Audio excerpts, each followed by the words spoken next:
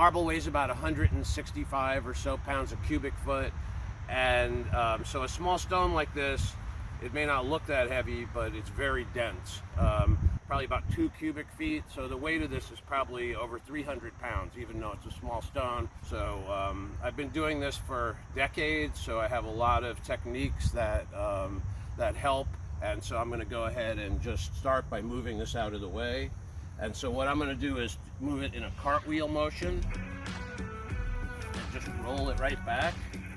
Okay, and now we can see what's going on the bottom. It's missing a little stone. There's still a lot of surface area, but there is a little bit of loss right here, and that would have happened when it fell. Now we know this has fallen at least a couple times because this is definitely repair, this thick hard mortar. So anyway, I'm going to continue, roll it over again. And now we can actually see that these pins caused a little bit of cracking here, but they're really, on this pin, there's some cracks radiating out of it. They're not really open, but there are cracks. Anyway, I'm gonna move this a little more so I can get it a safe working area, and you can see the techniques I use. You never want to lift anything if we can avoid it.